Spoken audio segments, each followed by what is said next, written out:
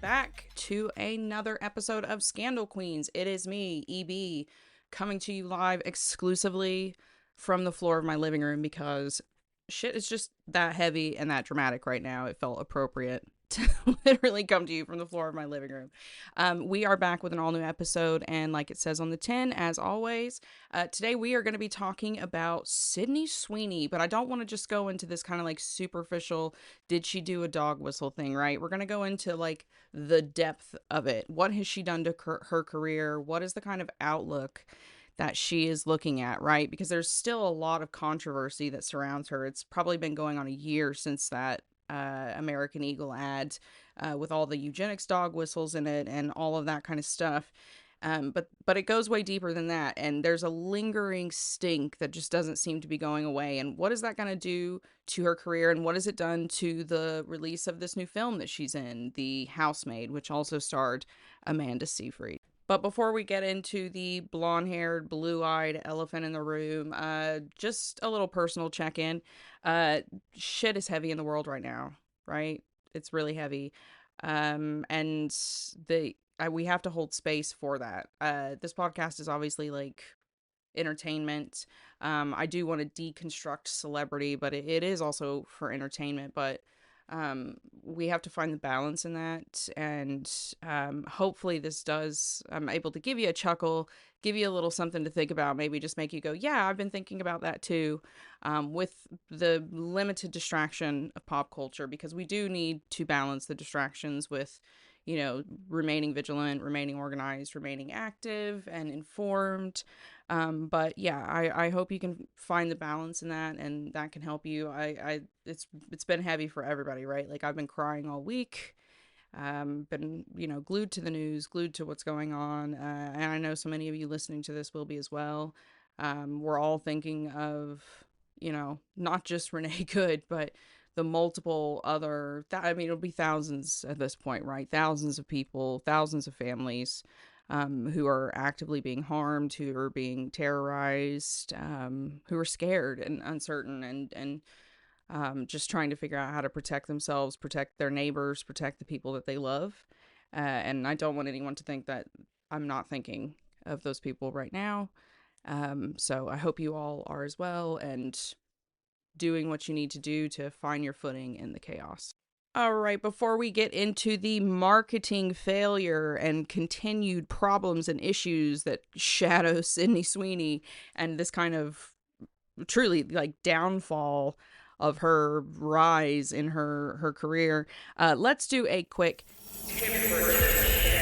on Hollywood and see what's going on in this kind of pop culture zeitgeist news. Top of the docket, there seems to be trouble in paradise for the Taylor and Travis Kelce saga. What was once constantly being painted all across Rolling Stone and People magazine as the perfect romance, the fairy tale, the soulmate story, is now being tainted in a lot of alcohol. There was stories in People magazine recently that there was a shooting at a party of the Kansas City Chiefs, and Taylor, in a panic, was not able to get in contact with Travis because he was, direct quote, too drunk to answer his phone.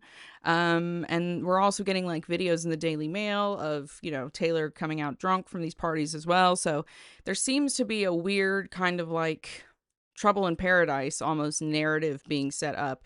You would think with a wedding only months away, it would be wedding, wedding, wedding. What is she going to be wearing? What are her colors?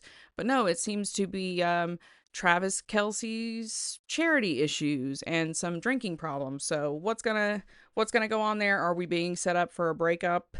Probably. That's probably the most beneficial financial avenue for Taylor, I think personally, but we'll see what happens. Also in the news, Jelly Roll's sudden weight loss. I'll be totally honest, I don't follow Jelly Roll because he's not politically where I'm at.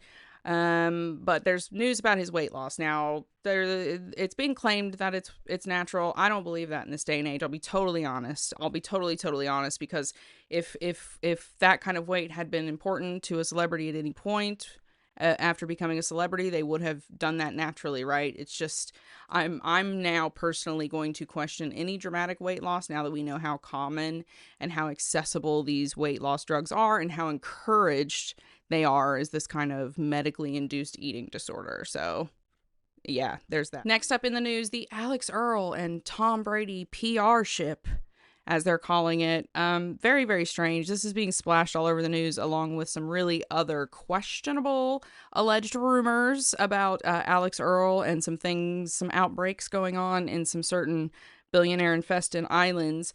But there's a lot of focus on this Alex Earl Tom Brady relationship, and a lot of people think it's a PR relationship. I think that's very, very possible. We know they do PR relationships. I mean, we've all been around for the Kardashians at this point. But also, it's kind of reminiscent to me of these like old courtesan relationships, right? Like I was just reading something the other day about a very famous French courtesan, Cora. I cannot remember her last name, but her first name was Cora, Cora, very famous courtesan, which were women who essentially got paid to be company for very, very, very wealthy benefactors. And they were kind of a celebrity scandal and a whisper and a tabloid fodder back in their day. And this kind of reminds me of that, because I kind of buy into the yachting stories that we hear about influencers who live very specific lifestyles. So is it a PR relationship, Alex Earl and Tom Brady? Maybe. Or maybe this is just the new age of the courtesan. And last but not least, the kind of biggest story that's going around out there, the whispers, the rumors, is that Diddy is facing some new legal ghosts that are coming up. Late last year, there was new sexual assault allegations made, which are now allegedly being investigated by police in Florida and Los Angeles. There is now another lawsuit that's going on, and this one is from a producer, Jonathan Hay, who worked with Diddy in 2020 and 2021. He alleges there was multiple incidents. I'm not going to go into them here. If you want to look them up, you are welcome to do that. But there are definitely some ghosts being dredged up. There's also rumors that there are going to be more celebrities coming forward after the 50 Cent documentary. And I guess we're going to have to see how that plays out. But Diddy has already been convicted of some racketeering charges, and some intent to commit prostitution across state lines type of things. He's supposed to serve 50 months, but we'll be seeing if that is the end of the story. It doesn't look like it. All right, so let's get into it. Free fall of Sydney Sweeney. She was the it girl, right? She was pinned as like the next it girl, almost like the next Marilyn Monroe, which is not how her story has played out. Instead of kind of high rising to this respected A-list celebrity who is being cast in, say, action films or maybe more dramatic, serious, worthy roles, it looks like Sydney Sweeney has probably completely rolled her career in the wrong direction and has maybe ended up rolling herself into a typecasted corner. What has happened? How has she gotten from this kind of A-list uprising to the downfall that she seems to be in now? Well, that has been one of the big questions since that really dubious ad that she was in for American Eagle, in which she talked about how she had great genes. That ad was hugely problematic on a number of layers. So primarily you had the eugenics dog whistles, which I absolutely acknowledge. Smarter people than me have broken that down 1,000,001 times. The clear statements, the subliminal statements that are kind of being made with I have good genes, and you have this blonde-haired, blue-eyed woman and the rise of right-wing stuff going on, yada, yada, yada, yada, yada. But to me, there was also another layer to that, and specifically it was the direct reflection to an advert in the 1980s with a teenage Brooke Shields, in which she was sexually posed and talked about these good genes, and she's very obviously a child. It was a direct callback to that, which was problematic to me as a woman. I'm like, Sydney Sweeney, why would you pose in this ad that people have done theses about, right? This advert from the 80s with this sexualized teenager. Like, why would you as a woman engage in that same callback? Why would you want to? That's disgusting. It's icky. It's not nice. Why would you pay homage to essentially like a child trafficking ad? Needless to say, the world of social media, the world of public opinion kind of exploded after that Sydney Sweeney advert with American Eagle. People didn't like it. It reflected ugly parts of what we're seeing being played out in the world right now, and that has continued to follow her. That followed her right into an interview that she did with Vanity Fair, in which she kind of got this chance to redeem herself. She was asked directly, do you want to say anything about that advert? Do you want to kind of set the record straight and kind of say that that's never what you meant? Yada, yada, yada. Sydney made the choice not to do that. And the stink of that, the public backlash to both the advert and her refusal to separate herself from these assumed dog whistles and head tips to that disgusting sexualized child advertising, it was nasty, right? And it's kind of now affected her public appeal. People don't want to root for her. They don't want her to win. They don't want her to do well. But there are three, I think, big specific problems why Sydney Sweeney is losing the room. Number one, it's her performance. Okay? I know that we I've sat here and talked about American Eagle, blowback and all these kinds of things, but fundamentally, she's not a good actor. That's what it comes down to. You can look, I think, at Christy. That was one of the big films that she was in just before this, The Housemaid. Christy, in which she played the role of a real woman, a female boxer.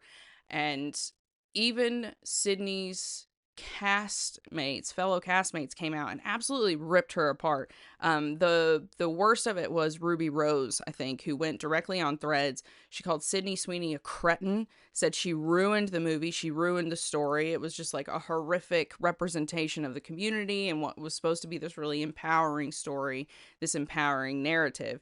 And then the real reviews came out, right?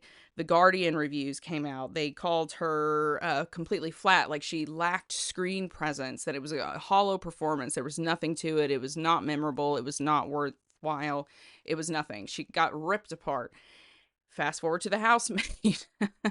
Very similar reviews coming out on The Housemaid, which I'm doing a breakdown of over on Substack and Patreon. So if you want to go and read that there, you can read on both of those places. But yeah, she doesn't have a stage presence, and that's been noted time and time again, both by her peers, her co-stars, and by proper journals who review these things. Like I said, The Guardian. You can go and read their reviews of Christy if you would like to. Then you have to couple that with the second problem, which is consistent problems with co-stars. So we have Ruby Rose, who was coming out during Christy saying, "You're a cretin and you ruined that movie." And that's one instance. Now we look at Sydney Sweeney's second biggest kind of moneymaker, her second biggest performance she's known for in Euphoria. We've got Euphoria 3, where it's plagued by rumors that Zendaya and she do not get along. They hate each other, and Zendaya has refused to do any press with Sydney Sweeney for Euphoria 3. That has gone on and on and on, and we've yet to see them do press together, so it seems to be quite a true story on that end. That adds to the stink. So we've got bad performance, and we've got consistent problems that seem to be going on behind the scenes with co-stars. Doesn't add to likability. The third big problem, I think, though, is how unrelatable Sydney Sweeney has made herself. She's completely alienated herself by making all the wrong associations for someone who wants public likability, right? Because again, we're in a very specific time and place. People are struggling to pay their bills. They don't know how they're going to pay for food. They don't know what their kids' futures are going to look like. There's a lot of fear. There's a lot of uncertainty, economically, socially, politically, right? You name it. She then comes along, Sydney Sweeney, in this time when on this uprising, you need that popularity. You need that fan base that is loyal to you. She starts making associations with Jeff Bezos, right? Who is a billionaire, who's, you can go and search all of that out. This is not the podcast for that, but people don't like it. There's backlash to that. There's literally been public backlash to that, because not only is she riding around on yachts with him, he's giving her $1 million to start a lingerie company. All the wrong optics if you want likability from women, which she really, really does need for longevity, right? You look at Cate Blanchett, you look at Charlize Theron, Angelina Jolie.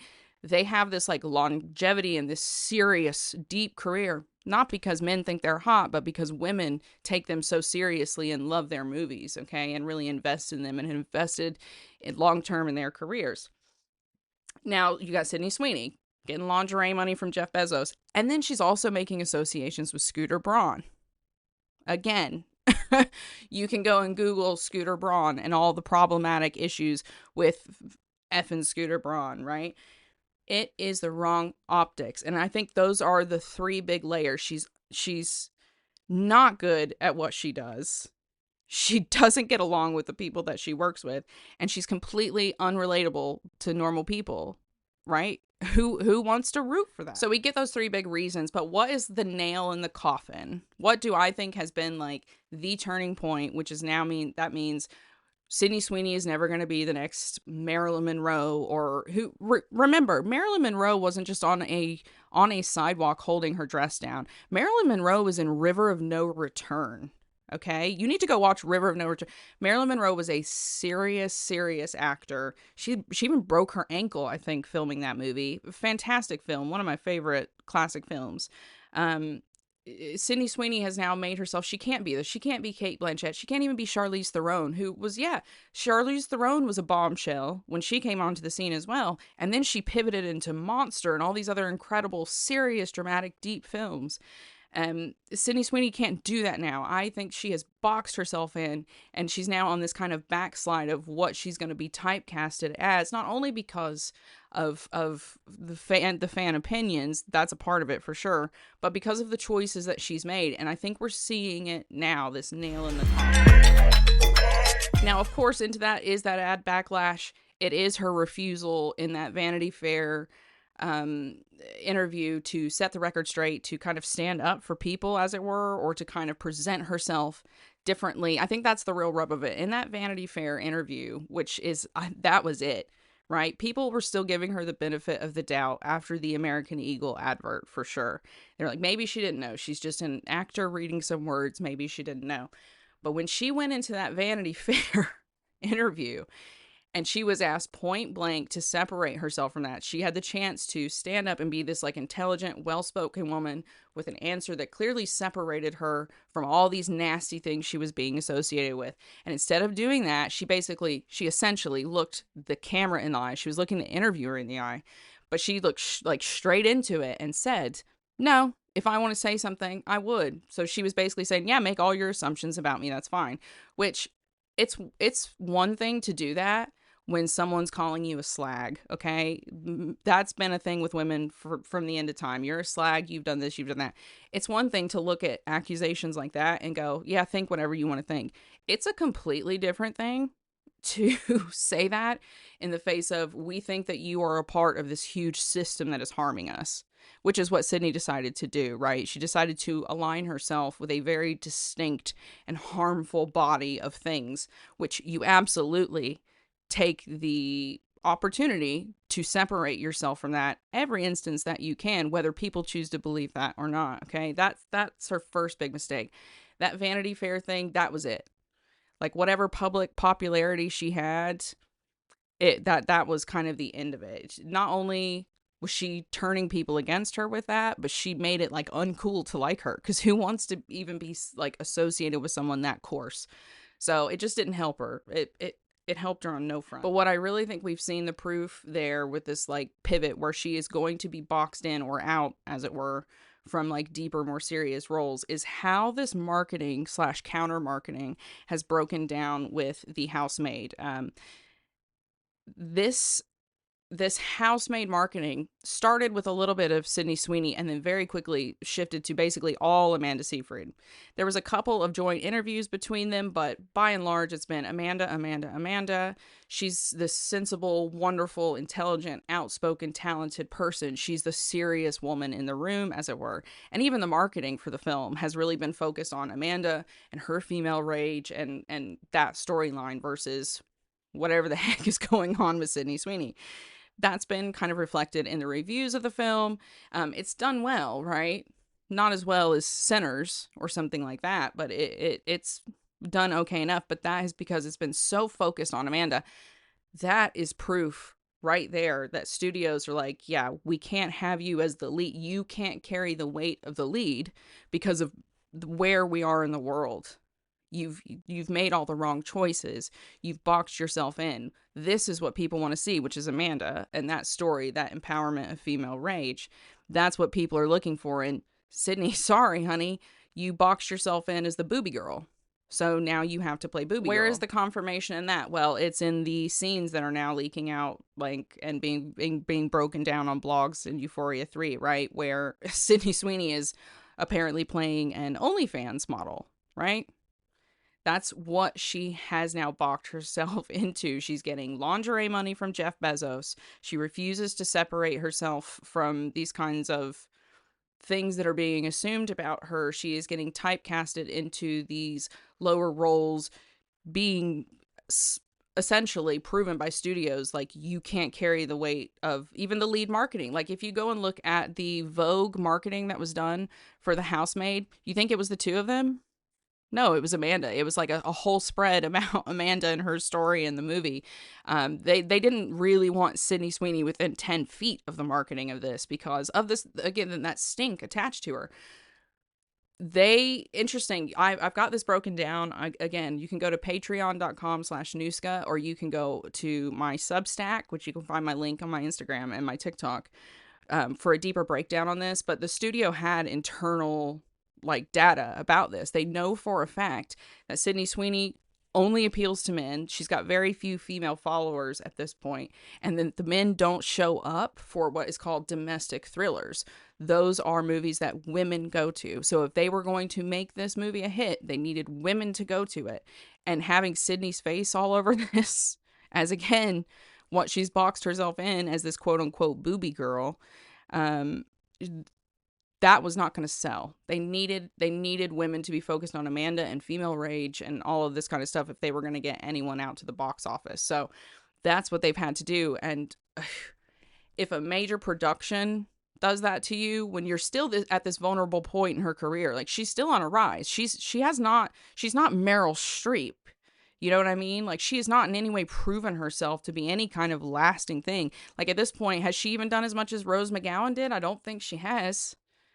You know, she's not even as lasting. So this is kind of a bad choices in crucial moments that I think have now just kind of put her typecast into a corner that she's going to, maybe she gets out of it. Maybe there's enough money behind her to get her out of this by some miracle. Maybe they put her in a Marvel movie or something, but I feel like she's probably cheapened herself. So what can you kind of expect for the future? What do we think the future is going to hold, really, honestly, for Sydney Sweeney? I think that she's going to be, and excuse the language, it's going to be limited to what people will see as these kind of like stereotypical bimbo roles, these cliches that she's kind of stuck herself into.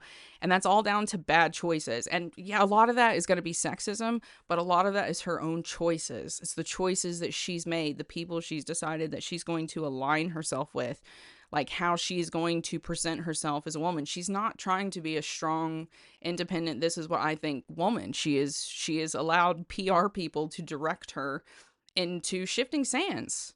You know, the male gaze was never going to bring her longevity. That's not how becoming a serious actor works. So maybe it's sad. I don't necessarily feel bad for her after her Vanity Fair performance and her decision to not separate herself from the bad things she's associated with. So how's it going to turn out for Sydney Sweeney? I guess only time will tell. That's that on Sydney Sweeney.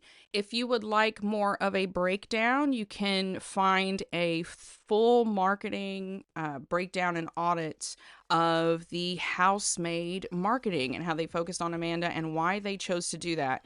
And you can also find the deleted threads. I've got some screenshots over there of what Ruby Rose had to say about Sydney Sweeney. So you can head over to @TheRealEBJohnson on Instagram or TikTok if you want to get that Substack.